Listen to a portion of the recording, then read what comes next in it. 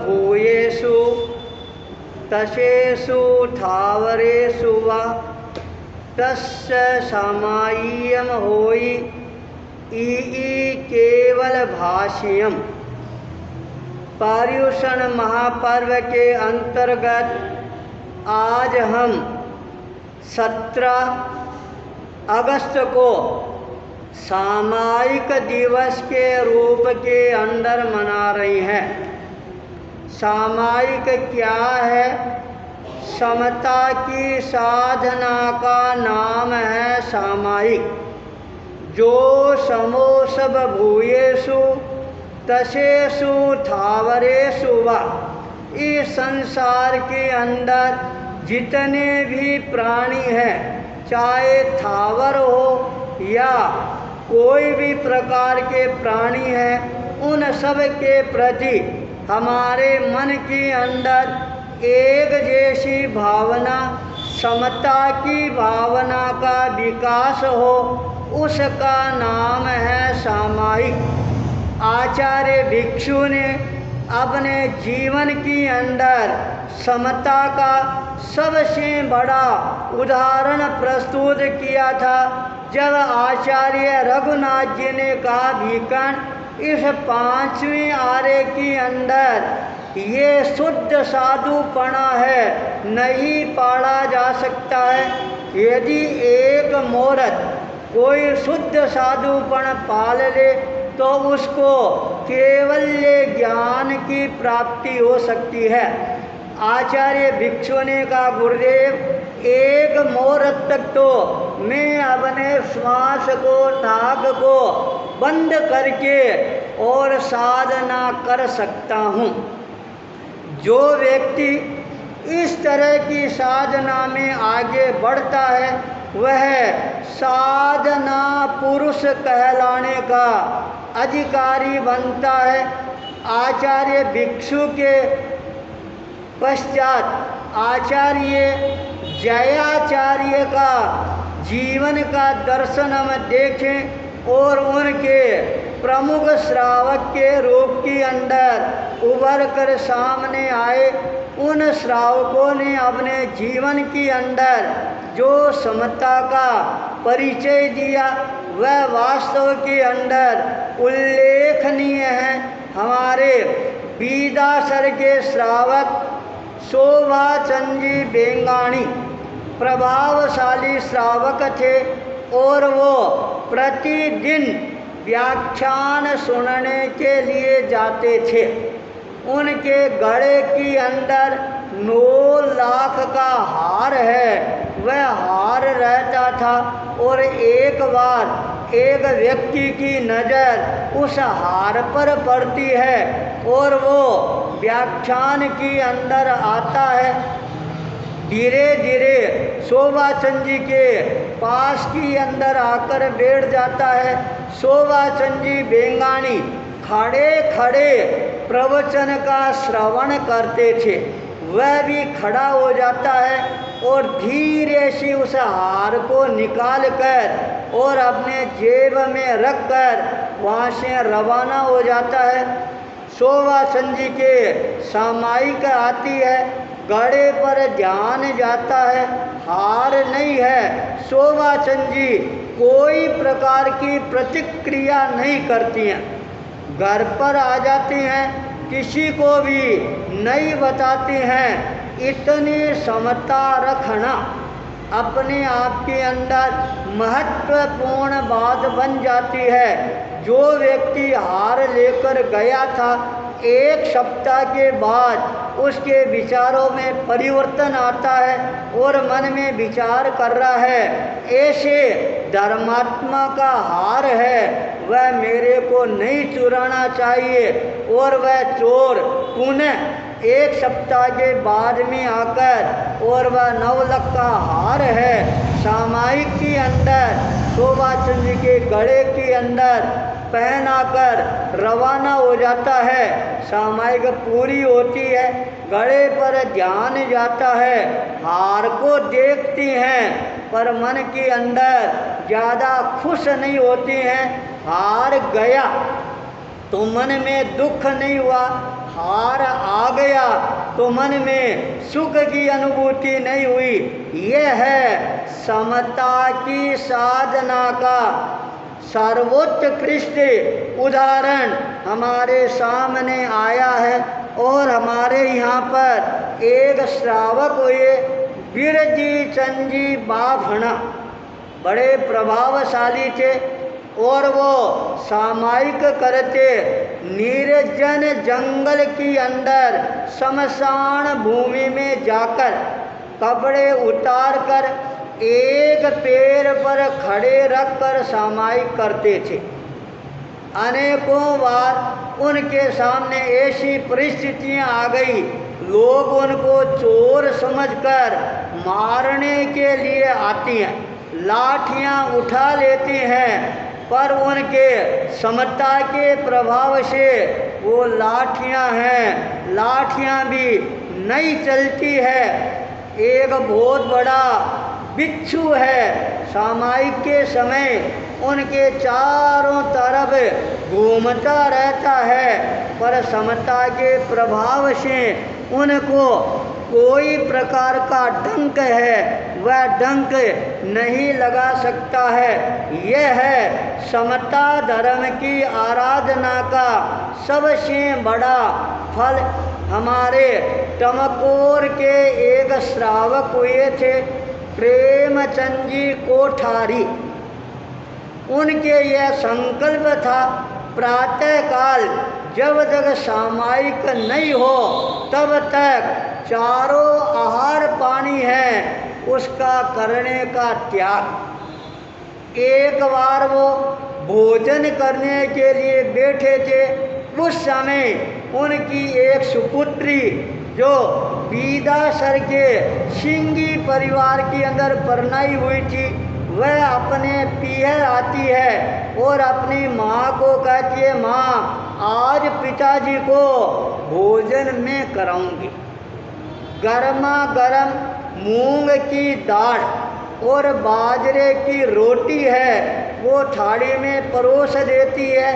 घी लेने के लिए जाती है और अचानक बीदासर से हलकारा आता है और कहता जरूरी काम हो गया, तुम्हारे को अभी बुला रही हैं। घी की गिलोड़ी हाथ से नीचे रखकर और वह बीदासर रवाना हो जाती है। उस समय प्रेम जी ने यह संकल्प किया, अभिग्रह किया, जब तक मेरी बेटी पुनः मेरे को आकर घी के लिए नहीं कहेगी तब तक मेरे को लुखी बाजरे की रोटी और दाल के अलावा और कोई चीज खाने का त्याग है।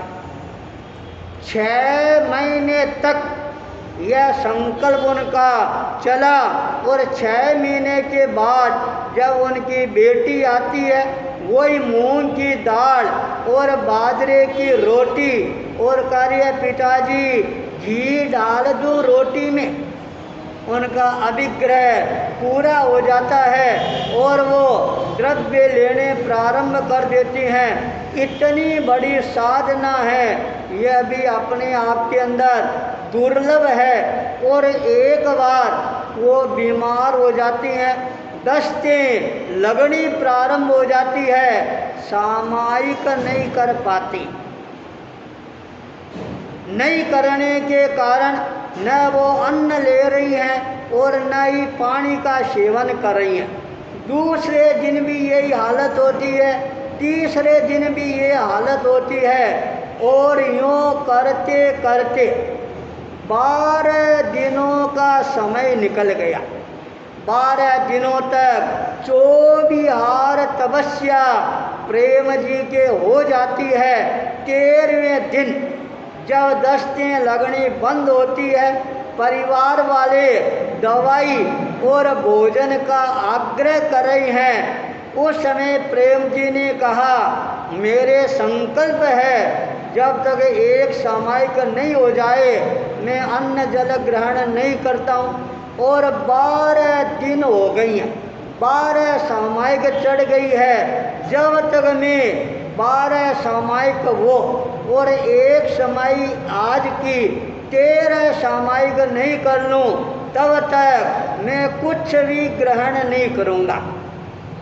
12 दिन की 24 तपस्या, 13वें दिन भी वो 24 तपस्या करते हैं, 13 सामायिक करते हैं और अगले दिन प्रातःकाल सूर्योदय के बाद फिर सामायिक करते हैं और उसके बाद के अंदर अन्न जल है वो ग्रहण करते हैं। इतना दृढ़ संकल्प, नियम और उसके प्रति अटूट आस्था और साथ के अंदर समता धर्म का विकास करना, यह है सामायिक की सबसे बड़ी उपलब्धि। भगवान महावीर ने इसीलिए पूर्णिया श्रावक की सामायिक की महिमा है वह महिमा गाई थी और कहा था प्रत्येक श्रावक को अपने जीवन के अंदर सामायिक की आराधना, साधना और समतामय जीवन जीने का प्रयास करना चाहिए। आचार्य तुलसी ने सामायिक के अंदर कैसे एकाग्रता का विकास हो और कैसे सामायिक है वह शुद्ध पाली जाए, इसके लिए उन्होंने हमारे सामने एक सामायिक का चलचित्र है वह प्रस्तुत किया। और वह सामायिक, जिस सामायिक के अंदर जाप का अनुष्ठान, साहित्य पढ़ने का अनुष्ठान, मौन का अनुष्ठान और यूँ करके 48 घंटे तक, मिनट तक उसकी साधना को निर्बाध गति से आगे बढ़ाते रहना। आज हम पर्युषण महापर्व के अंतर्गत सामायिक दिवस मना रहे हैं। आवश्यकता है प्रत्येक साधक के मन के अंदर ये भावना जगे, आज के दिन कम से कम में 3 सामायिक है वह अवश्य करूँगा। 3 सामायिक तो पर्युषण पर्व के हर दिन करनी चाहिए और आज सामायिक दिवस है तो 3 से आगे बढ़कर 5 है, 7 है, 9 है, ये सामायिक का क्रम आगे बढ़ाएंगे तो हमारा ये सामायिक दिवस है मनाना सार्थक बनेगा, सफल बनेगा और हमारे जीवन के अंदर समता धर्म का अवतरण है वह अपने आप होना प्रारंभ हो जाएगा। भगवान महावीर का जीवन समता धर्म का साक्षात्कार करवाने वाला जीवन था और जब भगवान महावीर माता कृष्णा के गर्भ के अंदर रहकर अपने शरीर की अभिवृद्धि करती हैं और जब चैत्र का महीना आता है, 13 का दिन आता है और उस समय भगवान महावीर का जन्म होता है और उसके लिए 65 दिग कुमारियाँ हैं, श्रुति का कार्य है वह निपटाने के लिए हाजिर रहती हैं। 64 इंद्र है वो वहाँ पर हाजिर रहती हैं और कृष्णा ने बालक को जन्म दिया। जो ही बालक को जन्म दिया जाता है और 65 दिग कुमारियों ने सारा काम है वह काम निपटाया। भगवान महावीर का जीव है वह अपनी माता कृष्णा के पास के अंदर सोया हुआ है और उस समय इंद्र है वह आगे आता है। इंद्र आकर सबसे पहले भगवान महावीर की स्तुति है वह करना प्रारंभ करता है जिसका नाम है सकत्थुई अर्थात नमोत्थुणम। नमोत्थुणम की जो पूरी पार्टी है वह पार्टी बोलकर 3 बार प्रदक्षिणा देकर और वह भगवान महावीर का अभिवादन करता है और उसके पश्चात भगवान महावीर के शरीर जैसा एक पुतले का निर्माण करता है और उस पुतले को कृष्णा के पास के अंदर सुलाता है और भगवान के जीव को स्वयं इंद्र है अपने हाथों से उठाता है और सीधा मेरु पर्वत पर ले जाता है और वहाँ पर पांडु शिला, उस शिला पर इंद्र है विराजमान हो जाती हैं और भगवान महावीर के शरीर को अपनी गोद के अंदर रख लेते हैं और देवताओं को आदेश जाता है क्षीर समंदर में जाओ और वहाँ का जल है वह लेकर आओ, उस जल से इस बालक का अभिषेक करना है। देवता तत्काल दौड़ते हैं और पानी से भरकर घड़े लेकर आते हैं और भगवान महावीर का अभिषेक है वह करना प्रारंभ करता है।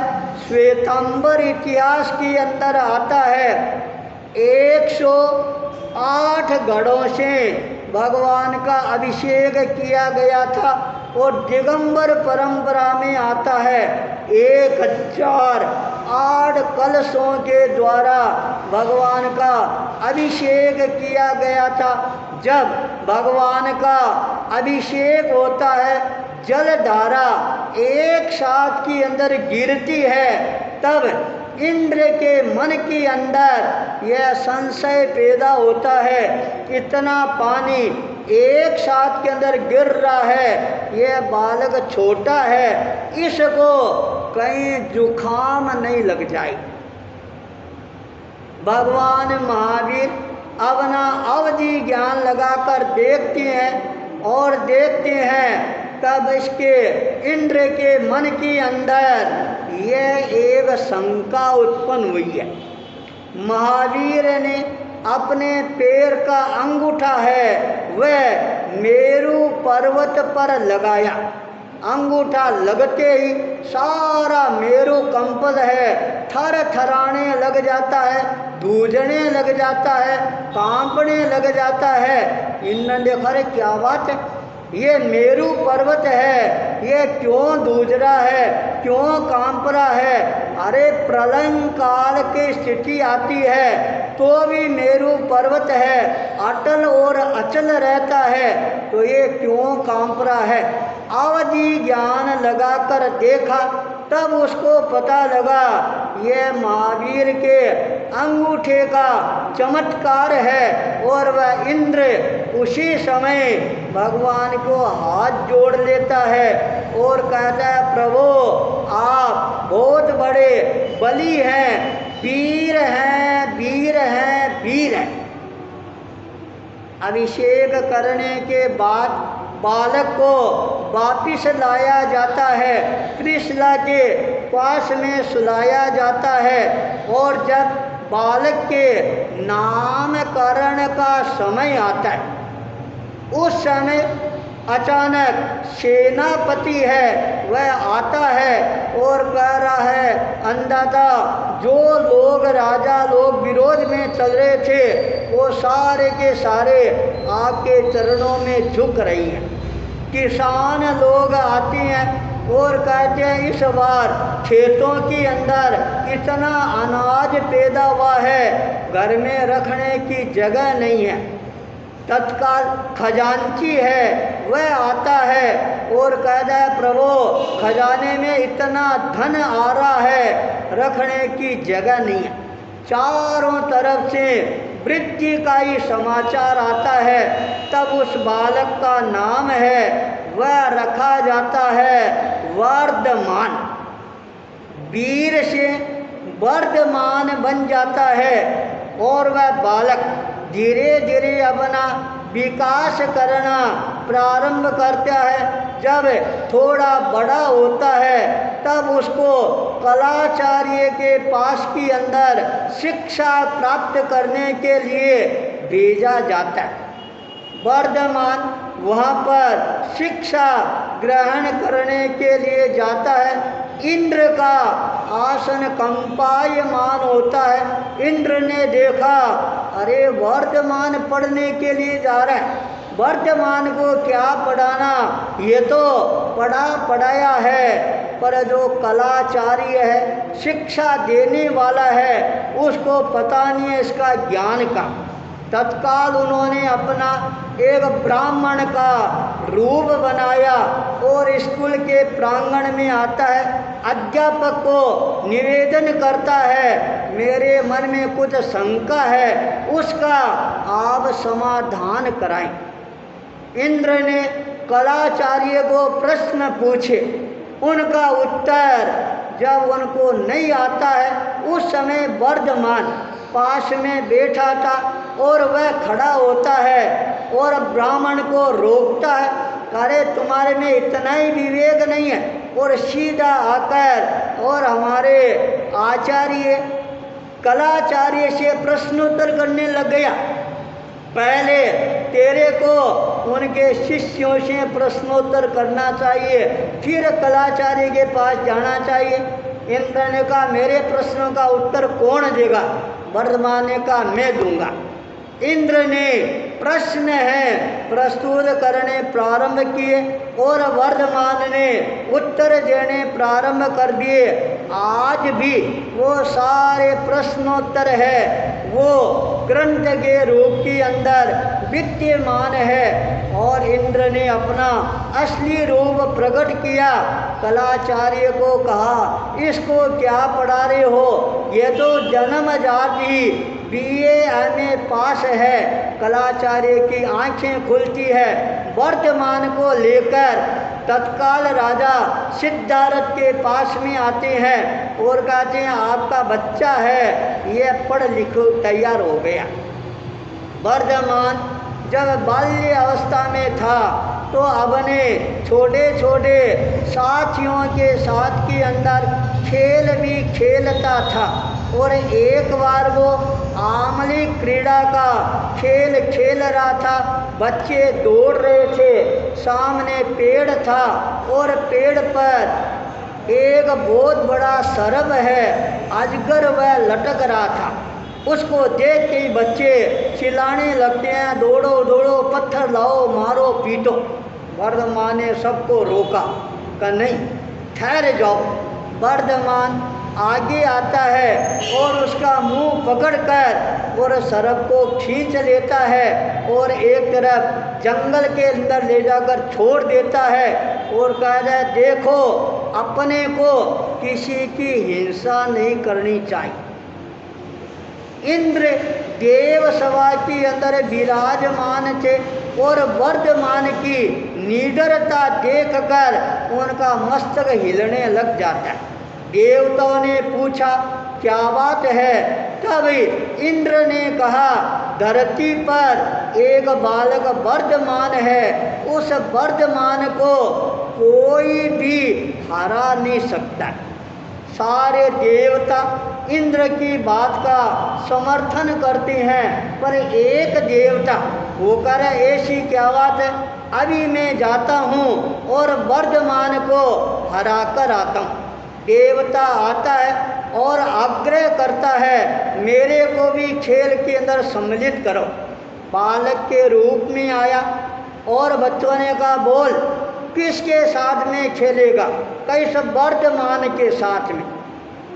सामने एक पेड़ था और एक जगह से दौड़ लगाई जाती। जो बच्चा पहले पेड़ के हाथ लगा देता वो जीत जाता, और जो बालक हार जाता उस बालक को घोड़ी बनना पड़ता। उसके ऊपर वह जीता हुआ व्यक्ति बैठता बालक, और उसको कंधे पर उठाकर जहाँ से दौड़ प्रारंभ हुई है वहाँ तक लाना पड़ता। देवता और वर्धमान की दौड़ प्रारंभ होती है, बच्चे पीछे दौड़ रहे हैं और वर्धमान का उत्साह वर्धन कर रहे हैं, अरे दौड़ दौड़ दौड़। वर्धमान आगे जाकर पेड़ के हाथ लगा देता है और देवता हार जाता है। तत्काल बच्चों ने कहा तू हार गया, अब घोड़ी बन, घोड़ी बन, घोड़ी बन। देवता को घोड़ी बनना पड़ता है। और बच्चों ने कहा अरे वर्धमान, ताकत लगाकर उछल कर और इसकी पीठ के ऊपर अपना आसन ग्रहण कर। वर्धमान आसन ग्रहण करता है और देवता उसको लेकर रवाना होता है। देवता ने देखा अब इसके मन में भय पैदा करूं। वह देवता अपना विराट और विशाल रूप है बनाना प्रारंभ कर देता है और धीरे धीरे आकाश की ओर ऊपर उठना प्रारंभ कर देता है। सारे बच्चे चिल्लाने लग जाते हैं, अरे भूत आ गया, भूत आ गया, भूत आ गया। तत्काल रानी त्रिशला को पता लगा, सिद्धार्थ को पता लगा, सारा गांव है वह इकट्ठा हो जाता है और चिल्लाने लग जाता है। वर्धमान ने अपना अवधि ज्ञान लगाकर देखा, अच्छा मेरी ताकत की परीक्षा करने के लिए आया। वर्धमान ने अपनी मुट्ठी को बंद किया और देवता की पीठ पर जोर से मुक्की का प्रहार किया। परिणाम ये आया, देवता उस प्रहार को सहन कर नहीं पाया और चिल्लाता हुआ एकदम नीचे आ जाता है। जो ही नीचे आता है और वर्धमान नीचे उतर जाता है, देवता अपने रूप को बदलता है, वर्धमान को हाथ जोड़ता है और कहता है ये वीर है, परम वीर है, परम वीर है।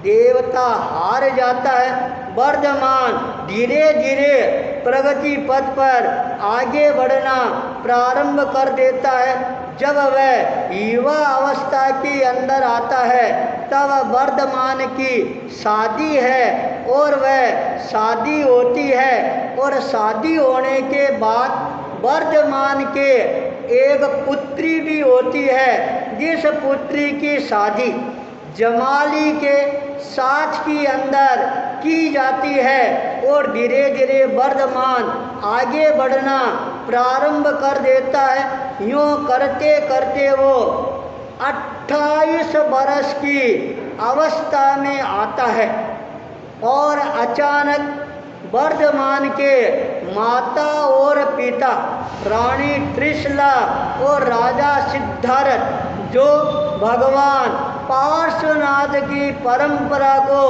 मानने वाले थे, देखते देखते रानी त्रिशला का स्वर्गवास हो जाता है, राजा सिद्धार्थ का स्वर्गवास हो जाता है और वर्धमान के लिए संन्यास का पथ है वह प्रशस्त बन जाता है। माता पिता का स्वर्गवास होते ही वर्धमान ने अपने बड़े भाई को कहा, भाई साहब अब मैं दीक्षा ले रहा हूँ। ये बात सुनते बड़ा भाई है आश्चर्यचकित रह जाता है और कहता है ये क्या। तत्काल भाभी दौड़कर आती है और कहती है देवर जी आप ये क्या कर रहे हो। एक तरफ तो सास और ससुर का स्वर्गवास हुआ है और आप संन्यास की बात कर रहे हो, लोग क्या कहेंगे। कारे भाभी है वो देवर को घर से बाहर निकालना चाहती थी, सारी संपत्ति पर अधिकार करना चाहती थी, इसलिए अभी हम आपको संन्यास की आज्ञा प्रदान नहीं करेंगे। कम से कम 2 साल तक आपको अभी और इंतजार करना पड़ेगा।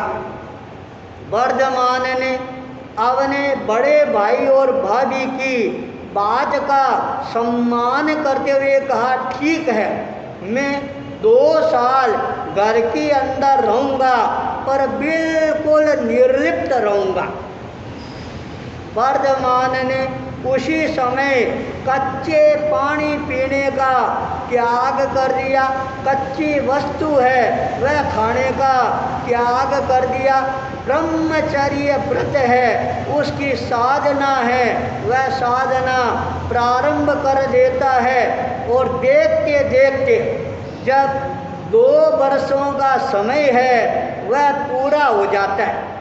उस समय उससे पूर्व जब 1 वर्ष पूरा होता है, वर्धमान सो रहे थे, इंद्र आता है और वर्धमान को जागृत करता है, उत्तिष्ठ करता है और कहता है जागो, उठो और अब संन्यास का पथ पर आगे बढ़ो। तीर्थंकर होती हैं, वो दीक्षा लेने से पहले 1 वर्ष तक वर्षी दान है, वो दान देती हैं।